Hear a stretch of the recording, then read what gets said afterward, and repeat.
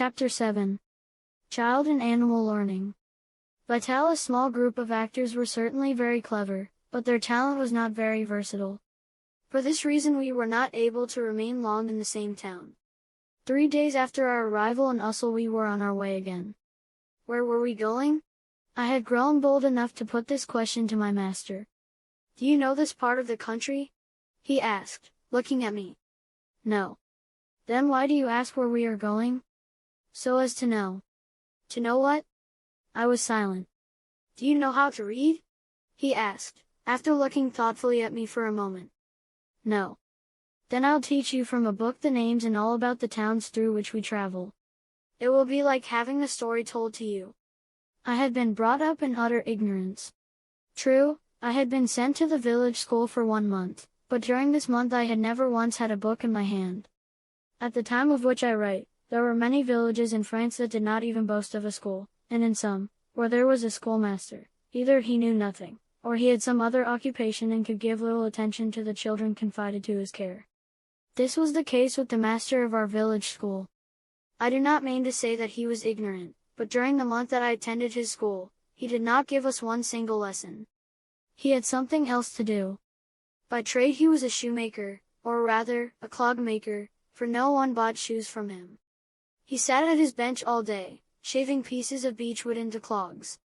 So I learned absolutely nothing at school, not even my alphabet. Is it difficult to read? I asked, after we had walked some time in silence. Have you got a hard head? I don't know, but I'd like to learn if you'll teach me. Well, we'll see about that. We've plenty of time ahead of us.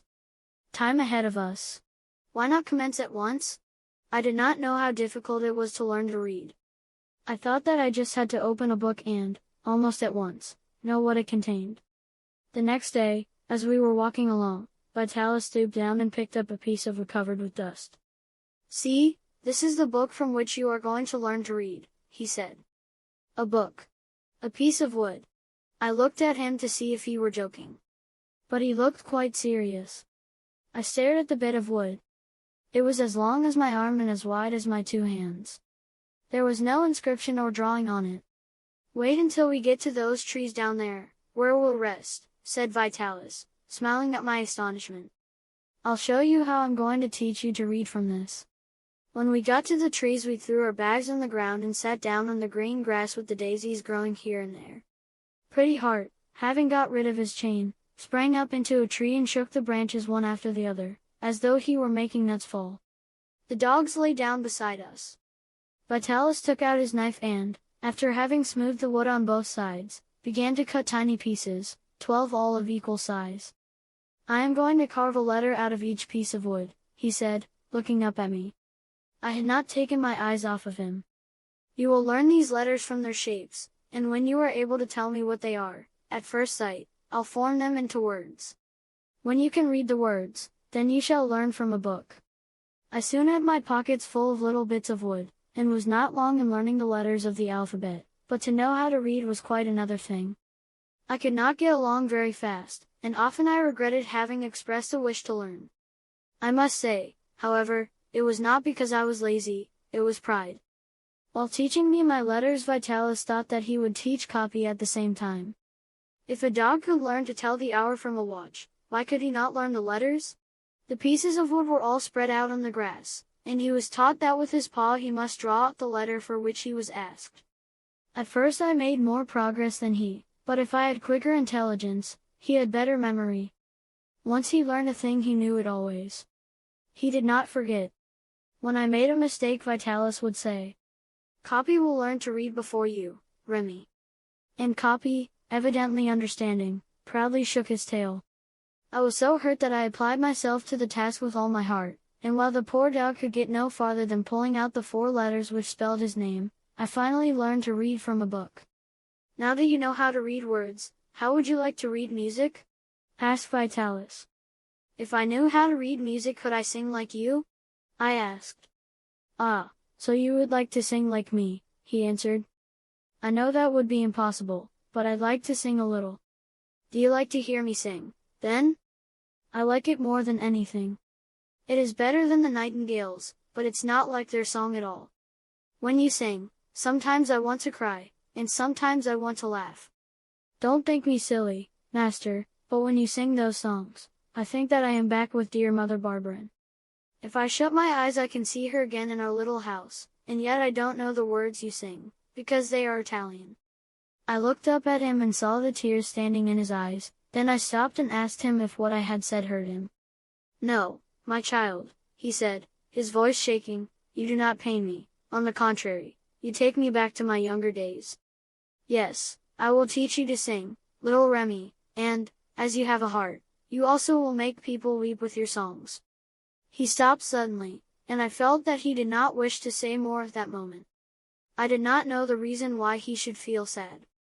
The next day he cut out little pieces of wood for the music notes the same as he had for the letters. The notes were more complicated than the alphabet, and this time I found it much harder and more tedious to learn. Vitalis, so patient with the dogs, more than once lost patience with me. With an animal, he cried, one controls oneself, because one is dealing with a poor dumb creature, but you are enough to drive me mad. He threw up his hands dramatically. Pretty Heart, who took special delight in imitating gestures he thought funny, mimicked my master, and as the monkey was present at my lessons every day, I had the humiliation to see him lift his arms in despair every time I hesitated. See, Pretty Heart is even mocking you, cried Vitalis. If I had dared, I would have said that he mocked the master just as much as the pupil, but respect, as well as a certain fear, forbade me. Finally, after many weeks of study, I was able to sing an air from a piece of paper that Vitalis himself had written. That day my master did not throw up his hands, but instead, patted me on the cheek, declaring that if I continued thus I should certainly become a great singer. Chapter 8. One who had known a king. Our mode of traveling was very simple, we went straight ahead, anywhere, and when we found a village, which from the distance looked sufficiently important, we began preparations for a triumphal entry. I dressed the dogs, and combed Dulcie's hair, stuck a plaster over Capi's eye when he was playing the part of an old grouchy man, and forced Pretty Heart into his general's uniform. That was the most difficult thing I had to do, for the monkey, who knew well enough that this was a prelude to work for him, invented the oddest tricks to prevent me from dressing him. Then I was forced to call Capi to come to my aid, and between the two of us we finally managed to subdue him. The company all dressed, Vitalis took his fife and we went in marching order into the village.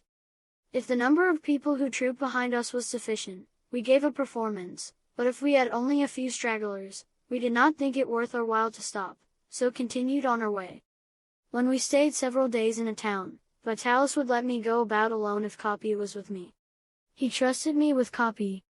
You are traveling through France at the age when most boys are at school, he once said to me, open your eyes, look and learn.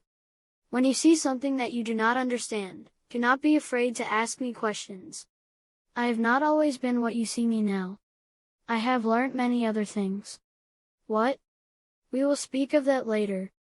For the present listen to my advice, and when you grow up I hope you will think with a little gratitude of the poor musician of whom you were so afraid when he took you from your adopted mother. The change may not be bad for you after all. I wondered what my master had been in the days gone by. We tramped on until we came to the plains of Quercy, which were very flat and desolate. There was not a brook, pond, or river to be seen. In the middle of the plain we came to a small village called Bastide Murat. We spent the night in a barn belonging to the inn. It was here in this village, said Vitalis, and probably in this inn, that a man was born who led thousands of soldiers to battle and who, having commenced his life as a stable boy, afterwards became a king. His name was Murat. They called him a hero, and they named this village after him. I knew him and often talked with him. When he was a stable boy? No, replied Vitalis, laughing, when he was a king. This is the first time I have been in this part of the country. I knew him in Naples, where he was king. You have known a king. The tone in which I said this must have been rather comical, for my master laughed heartily. We were seated on a bench before the stable door, our backs against the wall, which was still hot from the sun's rays. The locusts were chanting their monotonous song in a great sycamore which covered us with its branches. Over the tops of the houses the full moon, which had just appeared, rose gently in the heavens. The night seemed all the more beautiful because the day had been scorchingly hot. Do you want to go to bed? Asked Vitalis, Or would you like me to tell you the story of King Murat? Oh, tell me the story. Then he told me the story of Joachim Murat. For hours we sat on the bench. As he talked, the pale light from the moon fell across him, and I listened in rapt attention, my eyes fixed on his face. I had not heard this story before. Who would have told me? Not Mother Barberin, surely. She did not know anything about it. She was born at Chavanon, and would probably die there. Her mind had never traveled farther than her eyes. My master had seen a king, and this king had spoken to him. What was my master in his youth, and how had he become what I saw him now in his old age? We had been tramping since morning. Vitalis had said that we should reach a village by night where we could sleep, but night had come, and I saw no signs of this village, no smoke in the distance to indicate that we were near a house. I could see nothing but a stretch of plains ahead of us. I was tired, and longed to go to sleep. Vitalis was tired also. He wanted to stop and rest by the roadside, but instead of sitting down beside him, I told him that I would climb a hill that was on the left of us and see if I could make out a village. I called Capi, but Capi also was tired, and turned a deaf ear to my call. This he usually did when he did not wish to obey me. "Are you afraid?" asked Vitalis. His question made me start off at once, alone. Night had fallen. There was no moon, but the twinkling stars in the sky threw their light on a misty atmosphere. The various things around me seemed to take on a strange, weird form in the dim light. Wild firs grew in bushes beside some huge stones which, towering above me, seemed as though they turned to look at me. The higher I climbed, the thicker became the trees and shrubs, their tops passing over my head and interlacing. Sometimes I had to crawl through them to get by. Yet I was determined to get to the top of the hill. But, when at last I did, and gazed around, I could see no light anywhere, nothing but strange shadows and forms, and great trees which seemed to hold out their branches to me, like arms ready to enfold me. I listened to see if I could catch the bark of a dog, or the bellow of a cow, but all was silent. With my ear on the alert, scarcely breathing so as to hear better, I stood quiet for a moment. Then I began to tremble. The silence of this lonely, uncultivated country frightened me. Of what was I frightened? The silence probably, the night, anyhow. A nameless fear was creeping over me. My heart beat quickly, as though some danger was near. I glanced fearfully around me, and then in the distance I saw a great form moving amongst the trees. At the same time I could hear the rustling of branches. I tried to tell myself that it was fear that made me fancy I saw something unusual. Perhaps it was a shrub, a branch.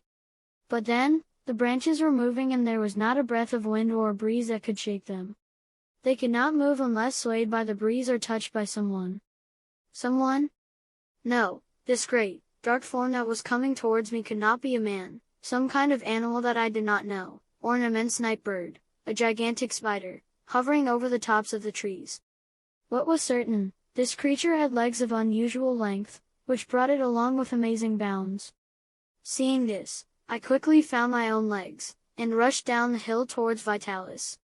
But, strange to say, I made less haste going down than I had in climbing up. I threw myself into the thick of the thistles and brambles, scratching myself at every step.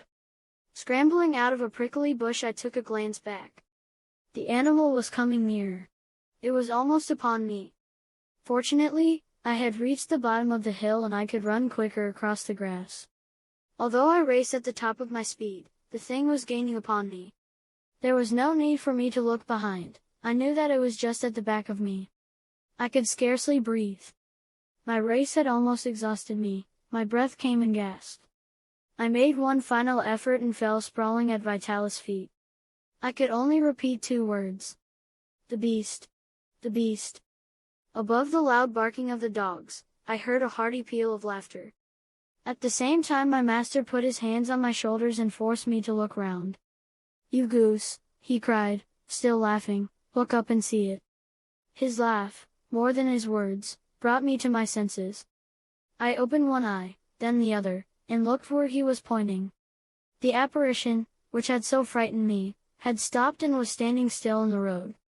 At the sight of it again, I must confess, I began to shake, but I was with Vitalis and the dogs were beside me. I was not alone up there in the trees. I looked up boldly and fixed my eyes on the thing. Was it an animal or a man? It had the body, the head, and arms like a man, but the shaggy skin which covered it, and the two long thin legs upon which it seemed to poise, looked as though they belonged to an animal. Although the night was dark, I could see this, for the silhouette of this dark form stood out against the starry sky. I should have remained a long time undecided as to what it was, if my master had not spoken to it. "Can you tell me if we are far from the village?" he asked, politely. He was a man, then, if one could speak to him. What was my astonishment when the animal said that there were no houses near, but an inn to which he would take us. If he could talk, why did he have paws? If I had had the courage, I would have gone up to him to see how his paws were made, but I was still somewhat afraid, so I picked up my bag and followed my master, without saying a word. "You see now what scared you so," Vitalis said, laughing, as we went on our way. "But I don't know what it is, yet. Are there giants in this part of the country, then?" "Yes, when men are standing on stilts." Then he explained to me that the land days, so as to get over the marshy plains, and not sinking up to their hips, stride about the country on stilts. What a goose I had been!